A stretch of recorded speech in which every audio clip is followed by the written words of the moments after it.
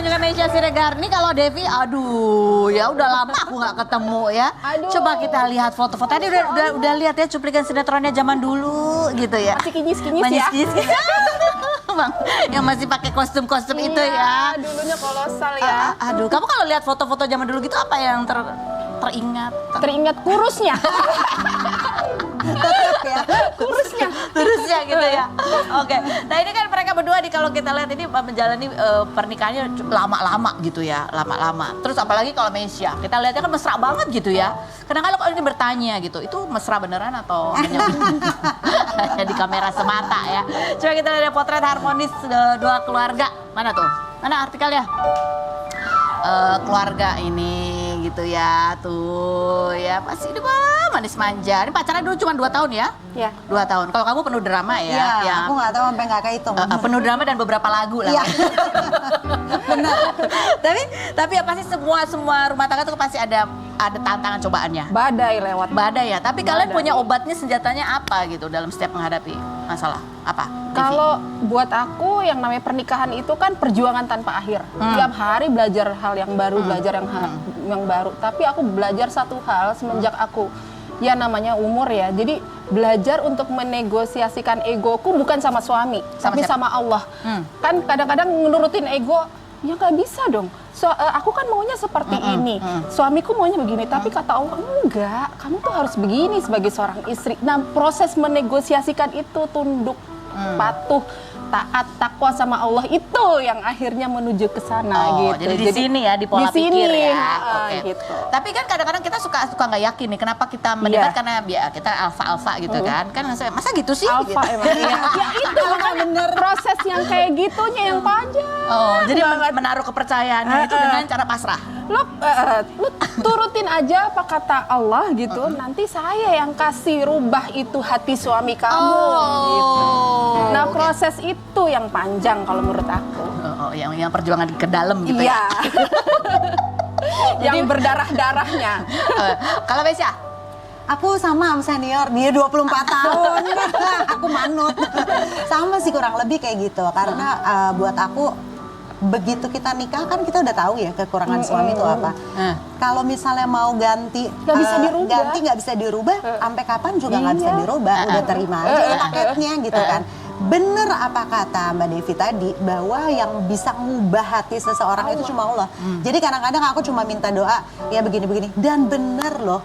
Itu terjadi bukan karena aku cerewet kayak apaan bisa ngerubah dia, nggak sama sekali. Tiba-tiba kayak contohnya haji kemarin gitu, itu kan baby ngadak-ngadak, aku yang aneh, hah serius mau tahun ini, ada apa nih, ini orang ngapain, kok tiba-tiba dia yang pengen semangat haji gitu kan.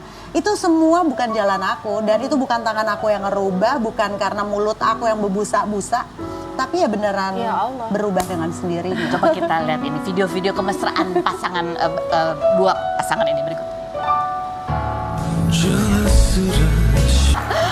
Tadi dibilang ini gara-gara lupa anniversary. Kalau ini ada yang sampai lupa ulang tahun istri ya. Udah hal yang biasa. Usia ya kan. Tapi buat kalian berdua kan tadi ya salah satu caranya ya semua serahkan ke Allah gitu. Biar Allah yang merubah. Tapi kalian sendiri punya boundaries gak? Punya batasan gak? Oh kalau sampai kayak gini lah itu beda urusan deh. Kalau dulu ada. Ada ya? Ada apa? dong. Batasannya apa sih orang kalau misalnya kayak kamu mukul udah itu selesai gitu ya gitu atau sampai sekarang sih nggak, alhamdulillah nggak pernah kepikiran kalau pasangan akan mukul ya. Tapi maksudnya gini, mungkin perjalanan agama kami beda startnya, tapi nggak bisa. Pokoknya kalau kamu nggak sejalan dalam prinsip agama, kita nggak akan bisa bareng seterusnya gitu. Jadi kita sama-sama belajar. Nah mungkin rule-nya dari aku dulu. Karena yang mulai belajar aku dulu gitu, tapi lama-lama dia bisa mengikuti itu dan akhirnya sama-sama bisa sejalan gitu. Jadi itu ya maksudnya kalau kamu punya satu prinsip juga yang dikomunikasikan. Membesarkan anak juga rule-nya harus sama. Kalau kita pikirannya beda kan. Gimana tuh caranya? Kamu nurut suami atau suami nurut kamu? Dulu akunya yang atur. Sekarang nggak ya harus bisa. Ya itu mengalahkan ego. Nggak bisa ngomong. Tapi ada batasan yang bahwa ini nggak bisa sama sekali nih, ini nggak bisa diterima gitu. Pernah gitu nggak nih? Atau mungkin ada butir-butir dikit gitu kan? Kayak tadi Mbak Joyce bilang kan itu kadang-kadang kekerasan atau agresivitas tuh ada tandanya. Misalnya marahnya tuh yang mulai gitu, nendang gitu. Oh, enggak, kalau masalah kekerasan enggak, tapi mungkin kalau masalah ada orang ketiga iya kali ya. Oh. Gak ada deh, gitu berhenti di situ. Atau ada tanda-tanda belum ada apa-apa ini udah pakai warning gitu nggak? Enggak sih, cuman pokoknya kalau udah sampai menyerempet-nyerempet ke sana juga enggak. Oke. Itu sesuatu yang nggak bisa aku terima gitu. Nggak bisa diterima. Dan itu dikomunikasikan terus ya? Dikomunikasikan terus. Mulai dari handphone, walaupun nggak dibuka, kita juga tadi chatting sama siapa gitu-gitu sih ada. Aku gitu. nggak suka ya kalau ada ini jam berapa nih cewek malam-malam WhatsApp tuh siapa Iya. dilihat tuh blok gitu ya gitu. Terus kalau misalnya dia terlalu sibuk sama hobinya main sepeda atau apa itu juga merengut sih. Lupa iya. kan sama bininya tuh untuk diajak jalan. Sampai tuh. sepeda ada siapa aja di situ ya gitu. Sepedanya lebih mahal gitu kan daripada barang-barangnya ini gitu. Mesya ada nggak kamu batasan buat kamu ini sama sekali nggak bisa diterima? Aku justru dari awal itu udah tegas banget ya. Aku benar-benar kayak suka bercanda gitu sama baby. Kita kan bercandanya kadang-kadang suka halu. Misalnya, sayang kalau misalnya one day amit-amit nih ya, di antara kita ada yang selingkuh, apa yang terjadi? Ya udah, kamu nggak boleh ketemu anak. Oh. Udah kayak gitu dari awal. Ada sanksinya. Itu nomor 1. Poin nomor 2 adalah kalau misalnya mukul dan alhamdulillah memang nggak pernah ada trigger kelihatan ke arah sana. Tapi kalau buat aku 2 itu sih, selingkuh Iya, sama mukul itu bisa melupakan semua kisah cinta kita. Oh, dan lagu-lagu hits itu ya. Lupa.